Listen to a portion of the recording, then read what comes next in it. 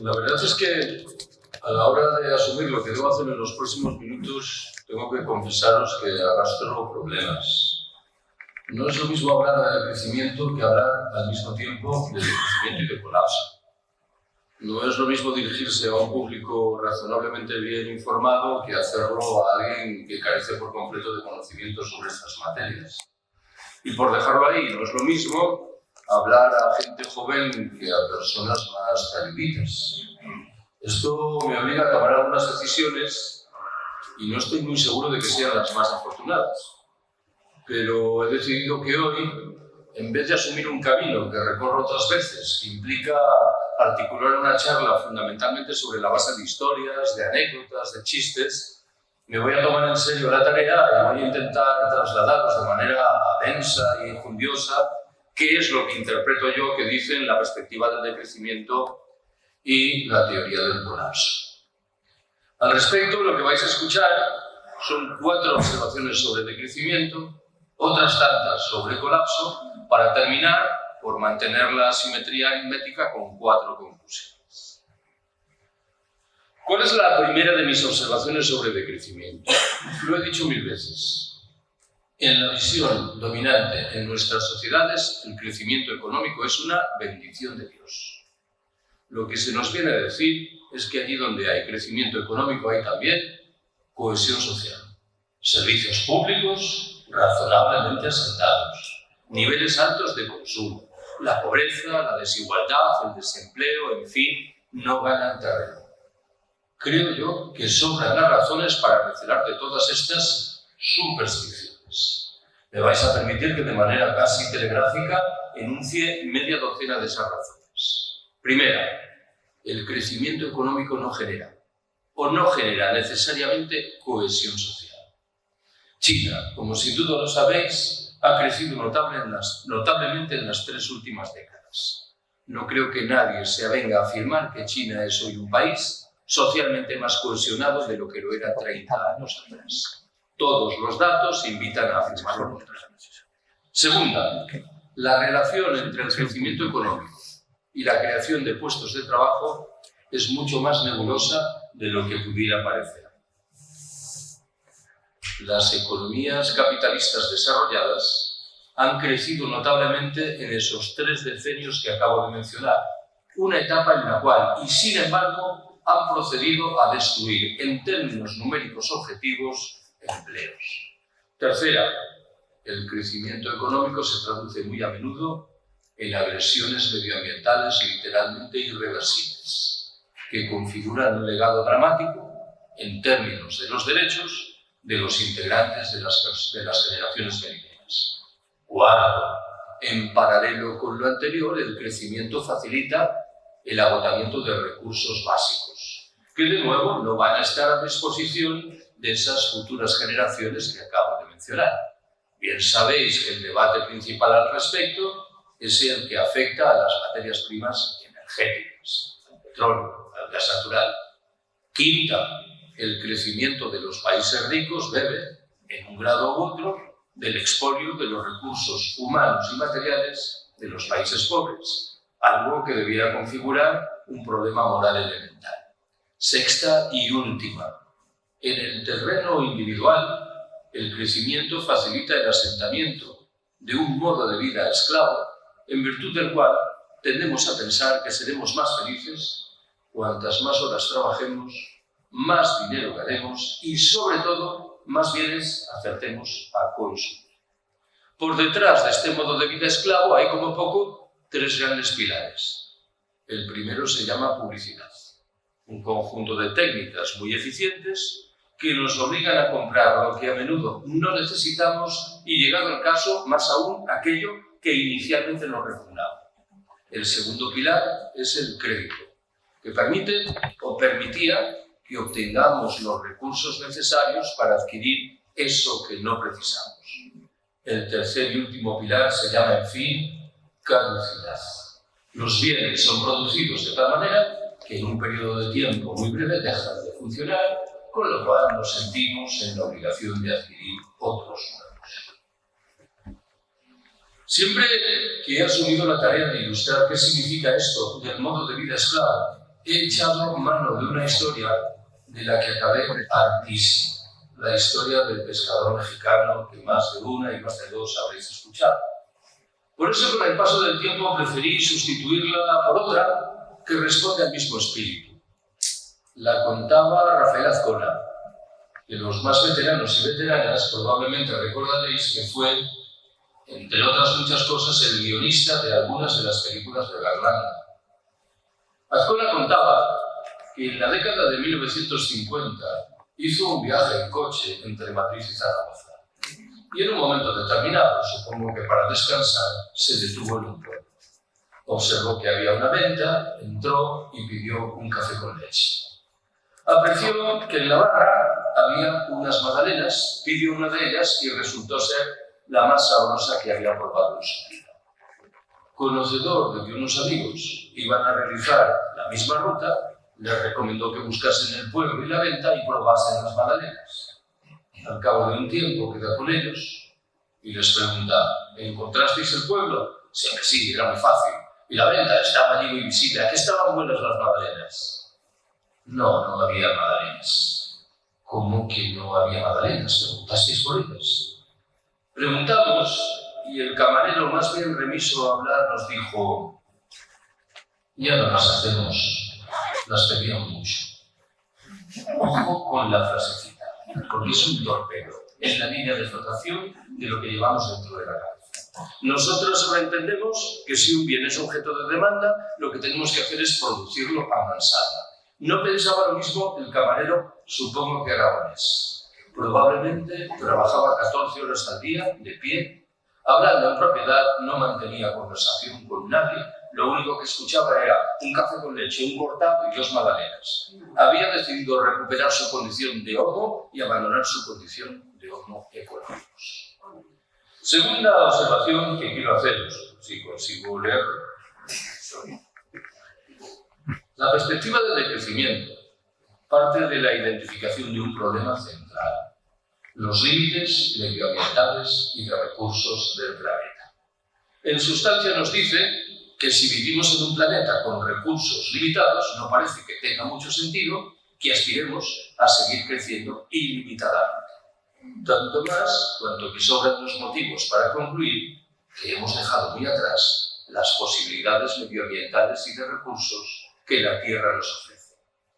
Pensad que, según una estimación, la huella ecológica española es hoy de 3,0. ¿Qué significa esta cifra? Significa que para mantener las actividades económicas hoy existentes en España precisamos 3 veces el territorio español. ¿Cómo se resuelve este problema? A través de una presión inaudita ejercida sobre los derechos de los integrantes de las generaciones venideras, sobre los de muchos de los habitantes de los países del sur, y también, y por cierto, sobre los de los miembros de las demás especies con las que sobre el papel compartimos el planeta. En este escenario tan delicado, siempre me considero en la obligación de recuperar 2 opiniones que formuló en su momento uno de los pensadores que más admiro, el fallecido filósofo greco-francés Cornelius Castoriadis. Hace tal vez 30 años, Castoriadis confesó que le producía mitad fascinación, mitad indignación comprobar cómo las personas que entre nosotros reivindican transformaciones radicales son inmediatamente descalificadas como si se tratase de soñadoras incorregibles. En tanto en cuanto y en cambio, nuestros responsables políticos, que en el mejor de los casos miran a 2 años vista las próximas elecciones, se nos presentan contra toda razón como personas ecuánimes que tienen respuestas objetivas ante todos los problemas importantes. Castoriadis agregó, segunda de sus observaciones, que ante un escenario tan delicado como este, deberíamos actuar como lo haría lo que llamaba, utilizando una expresión latina, el pater familias dirigens, el padre de familia dirigente. El ejemplo que el filósofo proponía para ilustrar su tesis era un poco truculento. Decía: imaginemos un padre o una madre al que le comunican que es muy posible que su hijo tenga una gravísima enfermedad. Parece que ese padre o esa madre solo podrán reaccionar de una manera solvente, colocando a su hijo en manos de los mejores médicos para que estos determinen si el pronóstico es certero o por el contrario no lo es. Lo que ese padre o esa madre, en cambio, no deberán hacer será razonar diciendo: bien, si es posible que mi hijo tenga una gravísima enfermedad, también es posible que no la tenga, con lo cual me voy a quedar cruzado de brazos. Mucho me temo que esta metáfora del quedarse cruzado de brazos ilustra fehacientemente la condición de la respuesta de la mayoría de los integrantes de la especie humana ante los retos inquietantes derivados de la crisis ecológica. Va a la tercera de mis apreciaciones. Estoy obligado a transmitiros el sentido de fondo de una propuesta principal que surge de la perspectiva del decrecimiento. Para hacerlo voy a recuperar un debate que se registró entre nosotros hace 35 o 40 años. Enfrentó entonces a un movimiento pacifista que empezaba a asomar la cabeza y a lo que hoy llamamos los sindicatos mayoritarios. El debate se refería al futuro de la industria de armamentos. Los pacifistas decíamos, hay que cerrar esas fábricas. Los sindicatos respondían, hay que preservar los puestos de trabajo. Lo que estamos diciendo hoy, desde la perspectiva del decrecimiento, es que una discusión de la misma naturaleza debe cobrar cuerpo en los años venideros, ampliada a otros muchos sectores de la economía, aquellos que están en el origen del crecimiento desbocado de la huella ecológica. Lo que estamos diciendo de manera más precisa es que hay que reducir la actividad productiva, en su caso cancelada, de segmentos de la economía como, por ejemplo, la industria del automóvil, la de la construcción, la industria de la publicidad, como no, la industria militar. Alguien replicará inmediatamente, si actuamos de esta manera, generaremos millones de desempleados en los Estados miembros de la Unión Europea. ¿Cómo haremos frente, desde la perspectiva del decrecimiento, a este innegable problema? La respuesta incorpora dos elementos distintos. En primer lugar, propiciaremos el desarrollo de aquellos segmentos de la economía que guardan relación con la atención de las necesidades sociales insatisfechas y con el respeto del medio natural. Si queremos decirlo así, estos segmentos de la economía seguirán creciendo. Y en segundo término, en aquellos sectores de la economía convencional que inevitablemente seguirán existiendo, procederemos a repartir el trabajo. El efecto de la suma de estos dos factores será que trabajaremos menos horas, disfrutaremos de más tiempo libre, acrecentaremos nuestra a menudo alicaída vida social y reduciremos, cuando ello sea posible, nuestros a menudo desbocados niveles de consumo. Creo yo que este horizonte es manifiestamente preferible al que antes describí de la mano de la idea de un modo de vida esclavo. Permitidme que en este caso, con todo, formule dos matizaciones. ¿Qué dice la primera? No estamos pidiendo, como a menudo se malinterpreta, que los niveles de producción y de consumo sean llevados a cero. Eso sería un absurdo. Estamos diciendo que hay que reconstruir niveles de producción y de consumo adaptados a niveles solventes, razonables, de huella ecológica. Un estudio realizado no hace mucho en Francia concluía, por ejemplo, que habría que llevar los niveles de consumo energético para situarlos en los propios de la década de 1980. No se trata, por consiguiente, de retroceder a la edad de la piedra. 1985 no es la edad de la piedra. Aunque dicho sea entre paréntesis, tal vez la edad de la piedra tiene más ventajas de lo que una primera lectura invitaría a concluir. ¿Cuál es la segunda matización que he anunciado? Me interesa muy mucho subrayar que la perspectiva del decrecimiento no tiene un carácter triste y sombrío. Se asienta antes bien en la certeza de que podemos vivir mejor con menos, si somos capaces, claro, de redistribuir radicalmente la riqueza. El referente icónico del decrecimiento no lo aportan unos lamas que viven aislados en un monasterio en una cima del Himalaya, por respetable que pueda ser esta opción. Si alguien se pregunta, por ejemplo, qué es lo que los principales pensadores o pensadoras decrecentistas reivindican en materia de intercambio sexual, responderé que, valga la paradoja, reclaman un crecimiento general de las relaciones correspondientes que justifican sobre la base de la necesidad de recuperar la vida social que hemos ido dilapidando en nuestra obsesión por el consumo, la competitividad, la productividad. Siempre que cuento esto, me da por recordar que hace casi 15 años me invitaron a hablar de crecimiento en la Asamblea Popular del 15M, el movimiento del 15 de mayo, en el Escorial, en Madrid. Y al terminar la charla se me acercó un hombre de unos 40 años de edad y me dijo: hay una cosa que has contado, Carlos, que me ha gustado muchísimo. Anda, ¿y qué es? Eso que has dicho de que tenemos que follar más y mejor. Yo no lo he dicho exactamente así, pero va a la interpretación. ¿No te importará, verdad, que te dé un consejo? No, hombre, no. Dilo de follar al principio de tu charla y luego sueltas todo ese rollo sobre la autogestión y la Cuarta y última de mis observaciones sobre el decrecimiento. La perspectiva del decrecimiento no se agota en la reivindicación de la necesidad de reducir los niveles de producción y de consumo en los países ricos del norte opulento. Reclama, antes bien, la introducción de principios y de valores muy diferentes de los que hoy aplicamos. ¿Cuáles son esos principios y valores enunciados de manera casi telegráfica?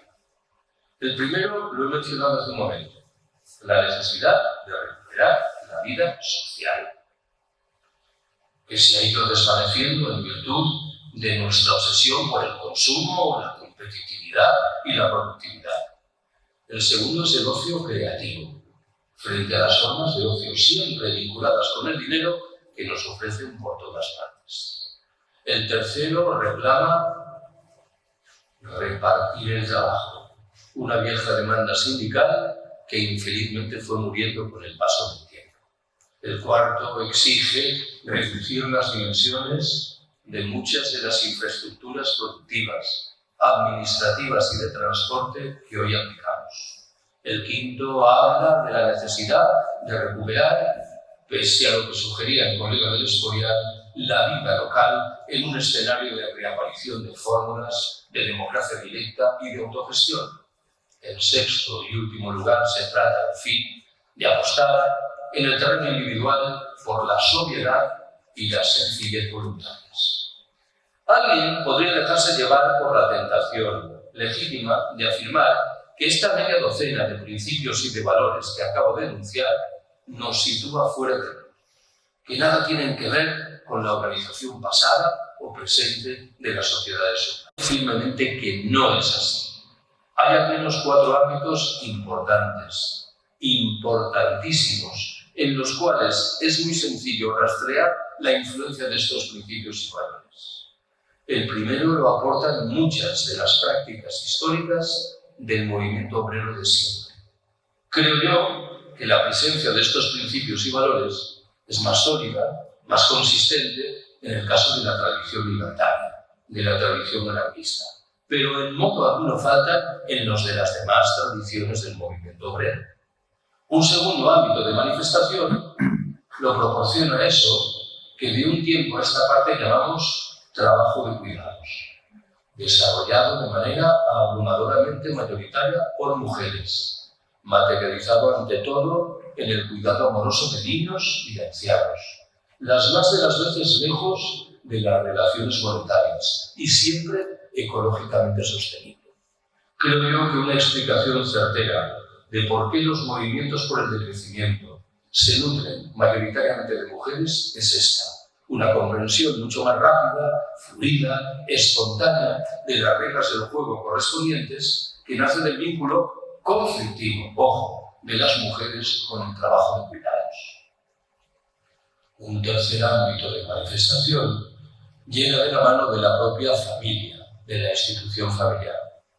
Estos neoliberales, que todo dicen fiarlo en la mano invisible del mercado, a buen seguro que no aplican las reglas del juego correspondientes en el interior de sus familias. Lo común es que en el interior de la familia prime la lógica del don, del regalo, de la gratuidad. Para entendernos, cuando los padres costean los estudios de sus hijos, comúnmente no lo hacen esperando obtener con el paso del tiempo algún tipo de contraprestación económica. Recupero un cuarto y último ámbito de manifestación de estos principios y valores, el que aportan por igual muchos elementos de sabiduría popular de nuestros campesinos viejos y muchas prácticas cotidianas de esos habitantes de los países del sur que tendemos a descalificar como si fuesen primitivos y atrasados. La historia está ambientada en una región perdida de la Amazonia brasileña. Unos misioneros se adentran en esa región y se topan con unos indios que se dedican a cortar leña con instrumentos extremadamente primitivos. Los misioneros deciden hacer un esfuerzo y regalan a los indios unos cuchillos de acero inoxidable de fabricación norteamericana. Un par de años después, regresan a esa misma región, se encuentran de nuevo con los indios y uno de los misioneros pregunta: ¿y los cuchillos qué tal? Muy bien, tardamos ahora 10 veces menos tiempo en cortar la leña. Estupendo, tercia el misionero. Supongo entonces que estaréis produciendo 10 veces más leña que antes. El indio replica perplejo: no, señor, seguimos produciendo la misma cantidad de leña que antes, solo que ahora disfrutamos de 10 veces más tiempo libre, que es lo que sabemos objetivamente guarda relación con nuestro bienestar, con nuestra felicidad. Permitidme que subraye que este chip mental que se ha evaporado en nuestras cabezas de habitantes de las sociedades opulentas es, sin embargo, perfectamente racional y respetable.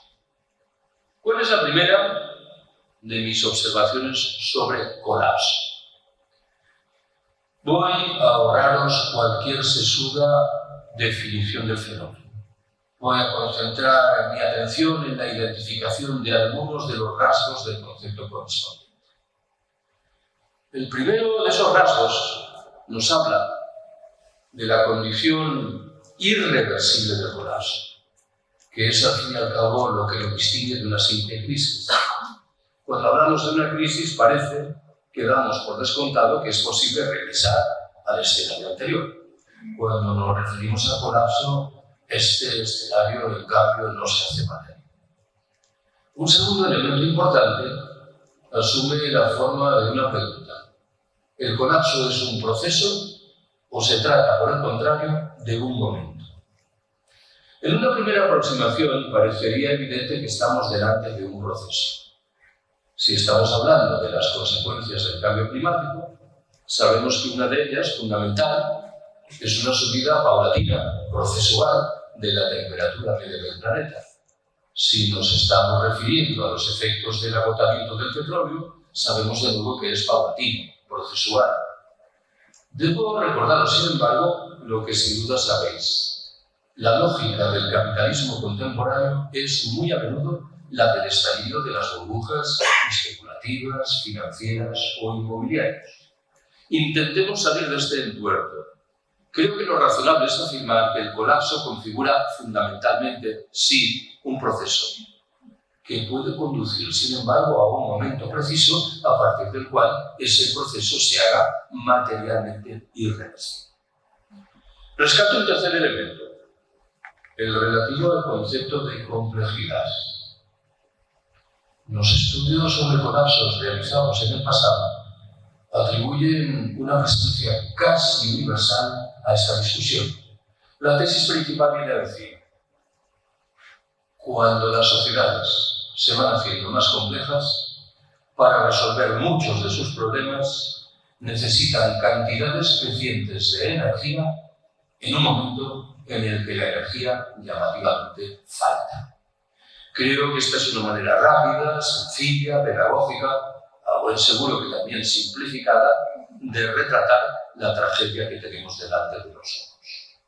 Incorporo un último elemento de la definición: la presencia de códigos valorativos por detrás de ella, tanto más delicados cuanto que comúnmente no solemos ser conscientes de que están ahí, y ello en dos terrenos diferentes. En 1916, en 2016, yo suelo decir que soy un hombre del siglo pasado, del siglo XIX, y no me malinterpretéis, porque ahí puede pensar que incurro en el efecto de ser un hombre del siglo XX. En 2016, entregué a la imprenta un libro titulado Colapso, y decidí incluir en esa obra un capítulo dedicado a estudiar colapsos registrados en el pasado. Y al tomar contacto con la bibliografía especializada de los historiadores, rápidamente me percaté que a los ojos de la mayoría de ellos, esos colapsos habían tenido tres consecuencias a las que atribuían un carácter negativo: la ruralización, la desjerarquización y las ganancias en materia de autonomía local. Creo yo que estas tres consecuencias, lejos de ser negativas, invitan a extraer la conclusión de que no todos los efectos de los colapsos lo son. ¿Cuál es la otra dimensión que anunciaban estos códigos valorativos? Mientras escribía ese libro, me asaltó con frecuencia la idea de que el concepto de colapso que manejamos en los países ricos tiene cierta dimensión etnocéntrica. Nosotros entendemos qué significa la palabra colapso porque comparamos lo que creemos tener delante de los ojos con algo que puede ocurrir en el futuro. Explicar qué es el colapso a una niña nacida en la Franja de Gaza me parece extremadamente difícil. ¿Por qué? Porque no disfruta de esa posibilidad de comparación. Su vida ha sido, desde el momento inicial, un intenso y prolongadísimo colapso. Segunda observación.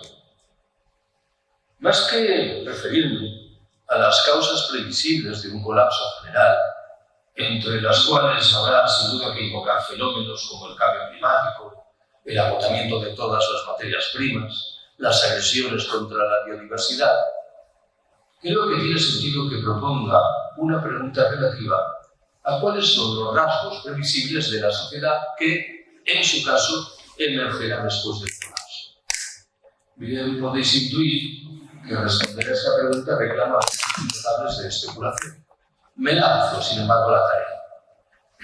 Un primer rasgo de esa sociedad asumirá la forma de una reducción sensible en el tamaño de la población humana, que se ajustará, bien es cierto, a modelos diferentes según unas u otras regiones geográficas. En segundo lugar, asistiremos a otro retroceso que en este caso afectará a la oferta de energía y dará al traste con la civilización del automóvil tal y como hoy la conocemos y con el propio comercio internacional.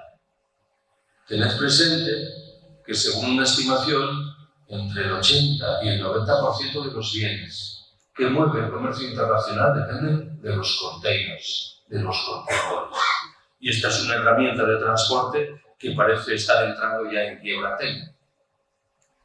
En un tercer escalón, el colapso será un golpe muy fuerte para aquellas instancias que se caracterizan por la centralización y por el uso intenso de energía y de tecnología. En lenguaje más llano, los estados, las grandes empresas, las fuerzas armadas padecerán lo indecible de resultas del colapso. En cuarto lugar, y en el terreno económico, asistiremos a una vorágine en la que se darán cita un crecimiento negativo, el cierre de muchas empresas, la extensión del desempleo y subidas muy notables en los precios de los bienes básicos.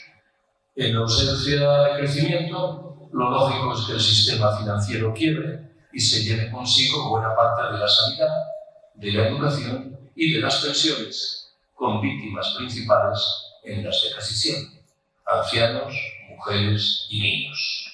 El golpe, en fin, en quinto y último término, será sin duda mucho más duro en las ciudades que en el mundo rural. No todas las ciudades, sin embargo, lo llevarán igual.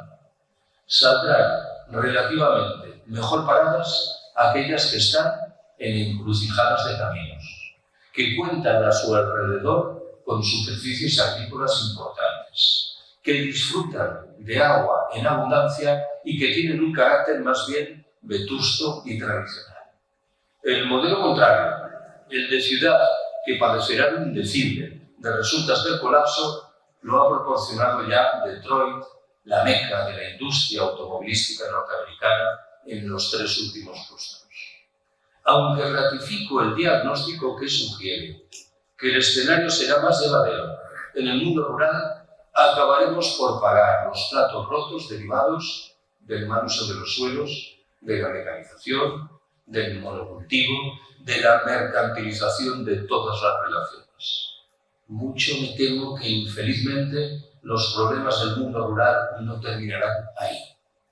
En los últimos años he tenido muchas oportunidades de hablar de estas materias en lugares de la Iberia vaciada, en comarcas deprimidas, y siempre he subrayado que en el escenario del colapso, y al menos en primera instancia, serán los espacios geográficos que mejor lo llevarán. ¿Por qué? Porque son los que menos dependen de energías y tecnologías que, por definición, tienen que llegar de lejos.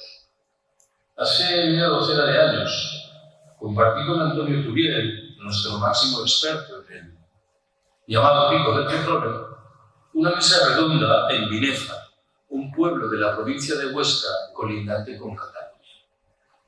No es una comarca particularmente deprimida, pero supongo que yo llamé la atención sobre las ventajas derivadas de una vida agrícola razonablemente activa, de la disposición de agua en abundancia y de una baja densidad de población. ¿Cuál era entonces el problema de Binéfar y de su comarca?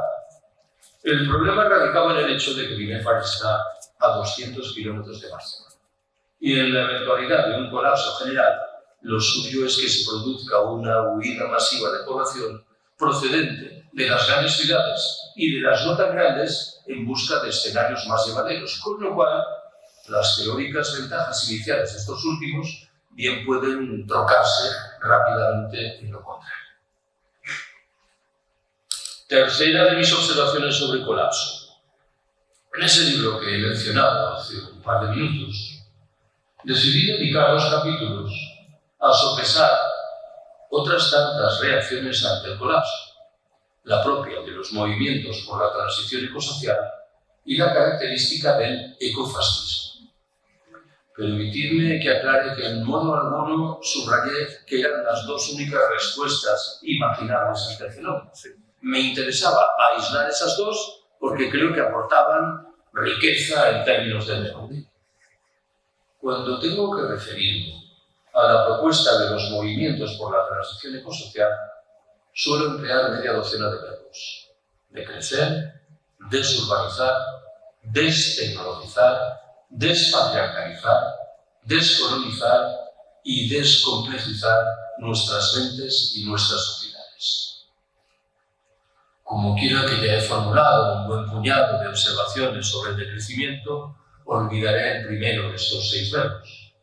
El segundo es desurbanizar, o si quiero retratar la cuestión del otro lado del espejo, re-ruralizar nuestras sociedades. No descubro nada cuando recuerdo que muchos de nuestros abuelos o abuelas abandonaron el mundo rural para pasar a vivir en las ciudades en las que entendían legítimamente que el escenario era más llevadero. Hoy asistimos incipientemente a un proceso de signo contrario. En cualquier caso, las personas que son moderadamente conscientes del riesgo de un colapso general del sistema saben que una de las pocas respuestas eficientes de las que disfrutamos pasa por reconstruir muchos de los elementos de esa vida rural que hemos tirado por la borda de manera sorprendentemente rápida y radical. Admitiré de buen grado, lo hago siempre, que el tercer verbo, destecnologizar, incorpora cierta dimensión provocadora. Si tengo que utilizar el argumento de manera más moderada, me limitaré a señalar que creo que estamos en la obligación de analizar críticamente cuál es la condición de muchas de las tecnologías que el sistema generosamente nos regala. no vaya a ser que no tengan esa dimensión liberadora y emancipadora que a menudo les atribuimos. El cuarto verbo es el verbo despatriarcalizar. Llevo años defendiendo la construcción de espacios autónomos, autogestionados, desmercantilizados y despatriarcalizados. Esos espacios existen ya y en muchos casos han progresado, en efecto, en el camino de la autogestión y de la desmercantilización, cuando conservan incólume, sin embargo, la mayoría de las reglas del juego propias de la sociedad patriarcal. Según una estimación, el 70% de las personas pobres y el 78% de las analfabetas existentes en el planeta son mujeres. Siempre digo lo mismo, me parecen porcentajes muy llamativos. No estamos hablando de un 52% de mujeres pobres contrapuesto con un 48% de hombres. Nos estamos refiriendo a la distancia abismal que separa un 70 y un 30%. Según otra estimación, esta controvertida, las mujeres realizarían el 67% del trabajo para recibir a cambio un escuetísimo 10% de la renta. En estas condiciones mucho me tengo que afirmar, como a menudo se hace, que los problemas atávicos de marginación simbólica y material de las mujeres están en feliz vía de resolución es literalmente darle la espalda a la realidad. El quinto verbo es el verbo descolonizar. Creo que estamos obligados a reconocer el derecho de autodeterminación de los pueblos originarios, a restituir lo que en su momento se les sustrajo y a aprender de muchas de sus prácticas cotidianas en lo que respecta, ante todo, a la preservación de una relación fluida y respetuosa con el medio natural. El último verbo es el verbo descomplejizar. Hemos aceptado sociedades cada vez más complejas, con una consecuencia muy delicada. Somos cada vez más dependientes, somos cada vez menos independientes. Mi buen amigo Ramón Fernández Durán falleció en Madrid en vísperas del estallido del 15N. En sus dos últimos libros, casi póstumos, repetía machaconamente una idea. Decía, muchos de los desheredados del planeta, habitantes de los países del sur, se encuentran, paradójicamente, en mejor posición que la nuestra para hacer frente al colapso que se avecina. ¿Por qué? Viven en pequeñas comunidades humanas. Han preservado una vida social mucho más rica que la nuestra. Han mantenido una actitud de respeto puntilloso por la naturaleza y son, en último término, mucho más independientes de lo que lo somos nosotros. Pensad en lo que podría ocurrir si en el lugar en el que estamos, en Estepona, dejasen de llegar los suministros de petróleo. Esto se desmoronaría literalmente de la noche a la mañana. Si queremos recuperar independencia, inexorablemente tendremos que apostar por sociedades menos complejas. Cuarta y última de mis apreciaciones sobre el colapso. Recordaréis que he dejado ahí en el aire un concepto misterioso, el de ecofascismo. Ya sé que la palabra sorprende. Estamos acostumbrados a concluir que el prefijo eco acompaña siempre realidades saludables o como poco realidades neutras. Debo recordaros, sin embargo, que en el Partido Alemán Nacionalsocialista, el partido de Hitler, operó un activo grupo de presión de carácter ecológico, que defendía la vuelta al mundo rural, que criticaba agriamente las consecuencias negativas derivadas de la urbanización y de la industrialización, que postulaba en su caso el despliegue de prácticas de corte vegetariano. Todo ello naturalmente al servicio de una raza elegida que estaba en condiciones de imponer reglas del juego de obligada satisfacción a los demás. Muchas veces he recomendado en los últimos años la lectura de un libro de un periodista alemán llamado Karl Amey. En su versión castellana, la obra se titula Auschwitz, el nombre del campo de exterminio nazi en Polonia, comienza el siglo XXI, entre signos de interrogación.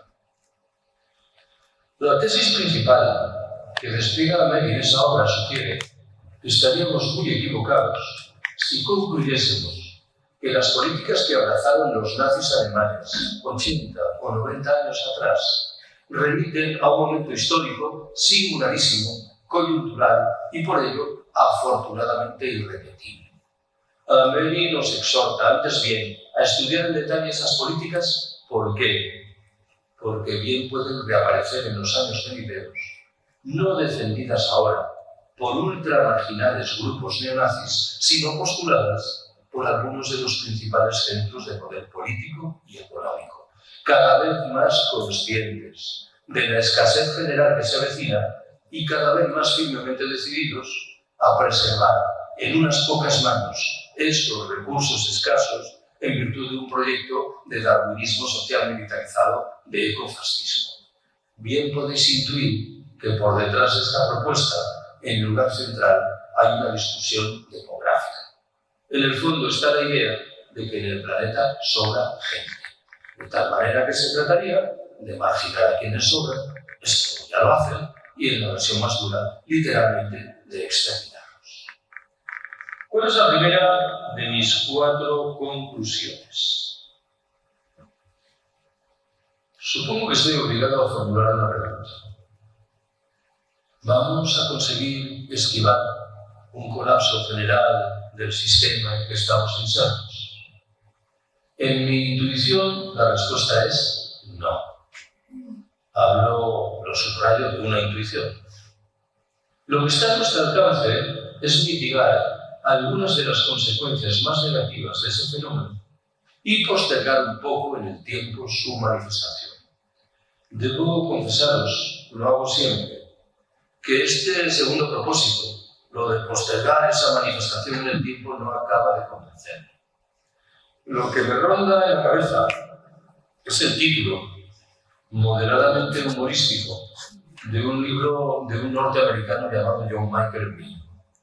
En una imaginable traducción al castellano, ese título rezaría: colapse ahora y evite aglomeraciones. Quiere decir, si inexorablemente vamos a colapsar, ¿no será lo más inteligente que empecemos a construir ya los rasgos propios de la sociedad post-colapsista?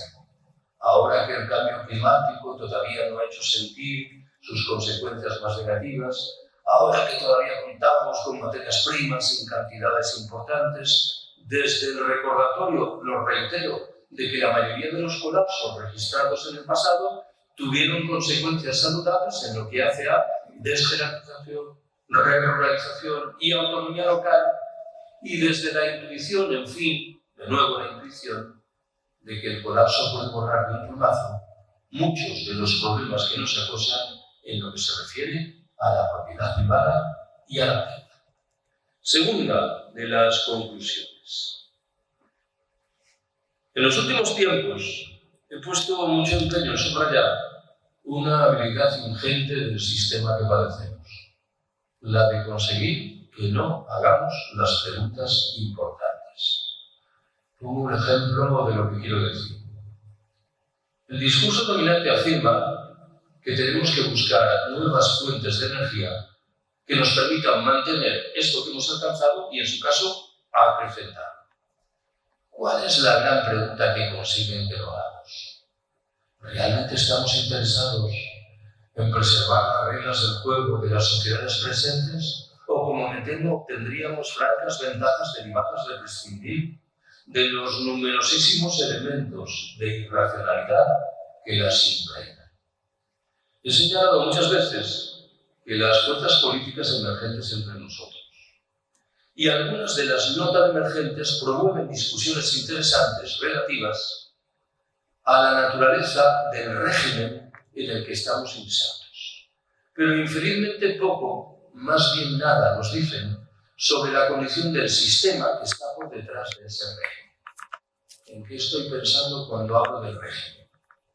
En el bipartidismo, en la corrupción, en los problemas en materia de división de poderes, en la propia discusión española sobre la república y la monarquía. ¿En qué estoy pensando, en cambio, cuando me refiero al sistema? En todo aquello de lo que no hablarán nunca los tertulianos de las radios y de las televisiones. En el capitalismo, en el trabajo salarial, en la mercancía, en la alienación, en la explotación, en la plusvalía, en la sociedad patriarcal, en las guerras imperiales, en la crisis ecológica, en el propio colapso.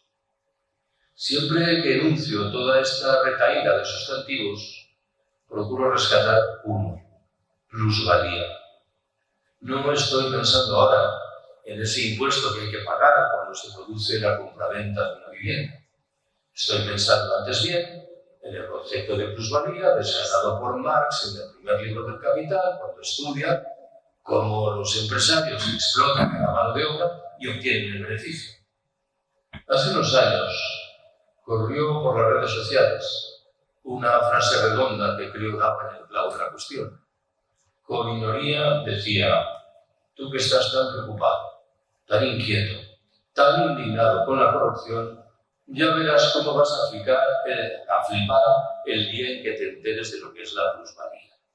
La corrupción es un fenómeno inquietante, sistémico, pero lo de la plusvalía remite a la explotación cotidiana, los 365 días del año, de miles de millones de seres humanos. ¿Cuánto tiempo dedicamos a discutir sobre la corrupción y cuánto asignamos a la plusvalía? Me temo que el panorama es literalmente desolado. Tercera conclusión. De un tiempo a esta parte, de nuevo, me da por pensar que cuando hablo en público de estas materias, la mitad de las personas asistentes piensan que soy un optimista sin salvación posible y la otra mitad estima que soy un pesimista sin posibilidad de corrección. No preciso explicaros que yo digo lo mismo para los unos y para los otros. Sospecho que al respecto tiene mayor relieve lo que cada cual lleva dentro de la cabeza que lo que yo objetivamente esté contando. Me vais a permitir, lo hago siempre, que transmita una percepción impregnada de lo que voy a llamar un optimismo mesurado, que bebe de dos circunstancias diferentes. La primera relativa a algo que puede ocurrir en los países ricos del norte del planeta y la segunda vinculada con una realidad ya consistente en muchos recintos de los países del sur. ¿Cuál es el primero de estos dos factores? Creo que tenemos el derecho y la obligación de preguntarnos ¿qué ocurrirá en un país como este cuando las señales anunciadoras del colapso sean aún más rotundas que las que ya tenemos delante de los ojos? ¿Por qué habríamos de rechazar el horizonte de que una parte significativa de la población opte por respuestas de carácter colectivo asentadas en el apoyo mutuo solidario?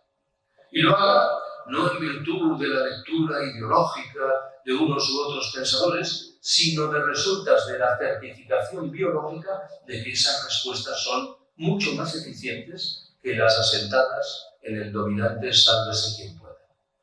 ¿Qué es lo que en este caso me ronda en la cabeza cuando anuncio este argumento? He dicho muchas veces que creo que hemos prestado muy poca atención a esos grupos de apoyo mutuo que germinaron en los momentos iniciales de los confinamientos hace 5 años y medio. Me interesan por varias razones diferentes. La primera es la menos relevante, tiene un carácter casi lingüístico, filológico, pero me resulta llamativo que muchos de esos grupos se autodescribieron como grupos de apoyo mutuo. Es el término que da título a un libro maravilloso de Kropotkin, uno de los grandes pensadores anarquistas a caballo entre los siglos XIX y XX. En esa obra, Kropotkin demuestra empíricamente que hay muy numerosos y muy consistentes ejemplos de especies animales que progresan a través de la cooperación y de la solidaridad, y no de resultas de la competición más fea. La segunda razón que justifica mi atracción es más sólida. Hasta donde llega mi conocimiento, que admito que es limitado, en la mayoría de los casos esos grupos fueron creados por la gente común y no por activistas hiperconscientes de movimientos sociales críticos. Era la gente de a pie, honestamente preocupada por los problemas que acosaban a sus vecinos y vecinas. La tercera y última razón se limita a enunciar una obviedad. En esos grupos había una franca preeminencia de mujeres. Cuando lo que está de por medio es el mantenimiento de la vida, las mujeres están o suelen estar un paso por delante. Siempre que hablo de esto, procuro completar mis observaciones con una recomendación encarecida de lectura. Me refiero a un libro de una ensayista norteamericana llamada Rebecca Solnit. En la versión castellana, la obra se titula Un paraíso en el infierno. En sustancia, es un estudio de cómo los integrantes de las clases populares reaccionan en escenarios de catástrofe. Solnit concluye que, a diferencia de lo que ocurre con los integrantes de las clases pudientes, los de las populares reaccionan con alegría, con eficacia y con solidaridad.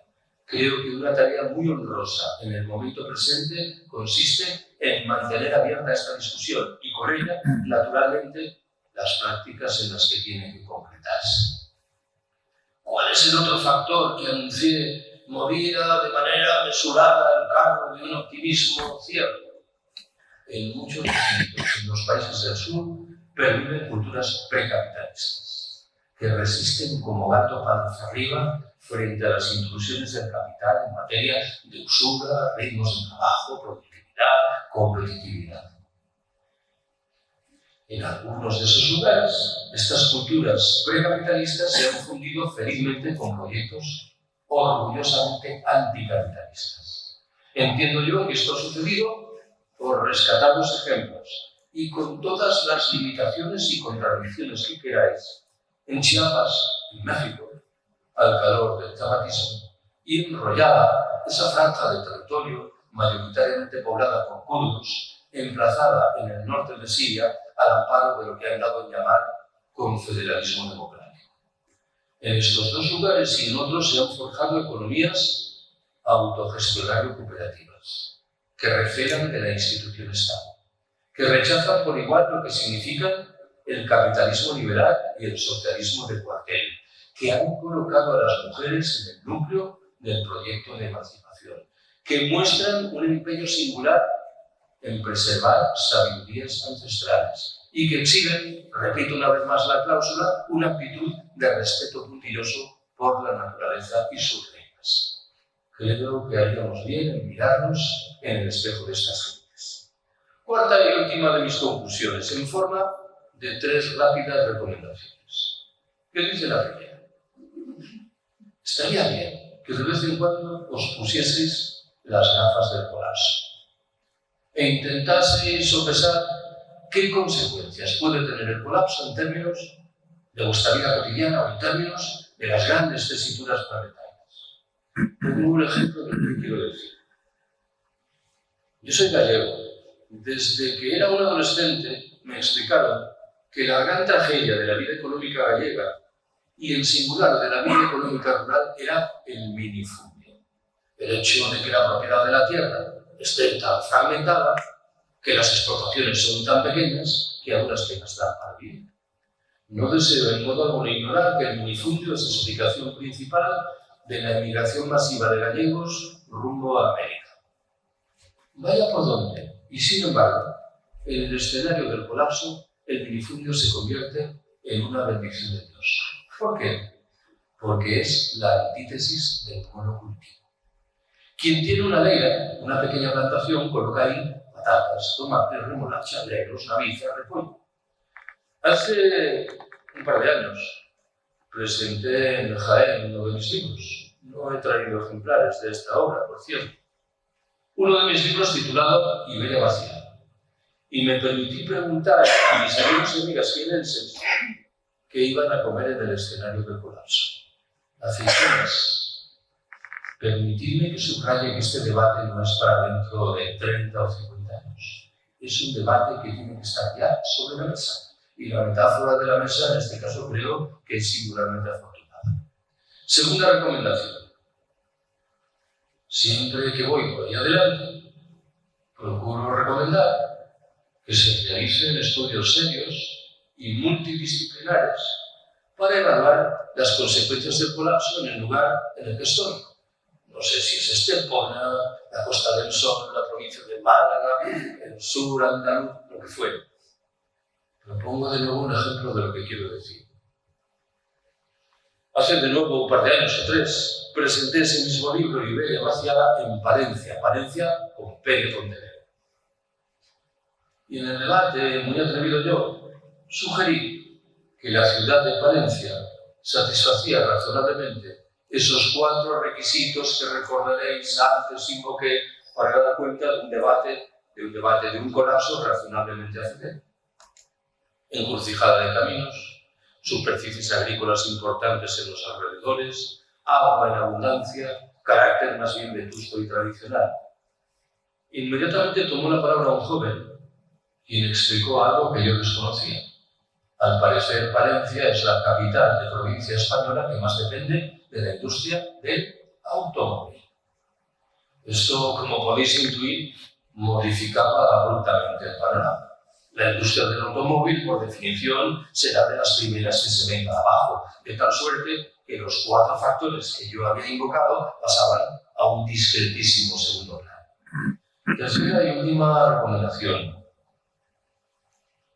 Tengo la impresión, por no decir la certeza, de que muchos de los conceptos que llevamos utilizando desde tiempo atrás y que nos otorgan cierta seguridad a la hora de creer entender lo que ocurre en el mundo van a dejar de ser mismos. Y de forma urgente, perentoria, tendremos que buscar otros nuevos, probablemente con escaso éxito. He contado muchas veces que hace un cuarto de siglo en Estados Unidos se rodó una película cuyo argumento principal era que Albania le declaraba la guerra a Estados Unidos. En una tertulia de intelectuales en Francia, en la que había un albanés, procedieron a discutir si esa película se podía proyectar en Albania o, por el contrario, hería sentimientos nacionales profundos. Unos defendían la primera visión, otros la segunda. Lo cierto es que el albanés permanecía callado, hasta que en un momento determinado el tono de la conversación fue bajando y se escuchó su vocecita.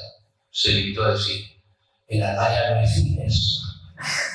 Esta discusión tan interesante sobre si la película se podía proyectar o no en mi país pendía de un elemento material, la existencia de cines que, para bien o para mal, no operaba sobre el terreno.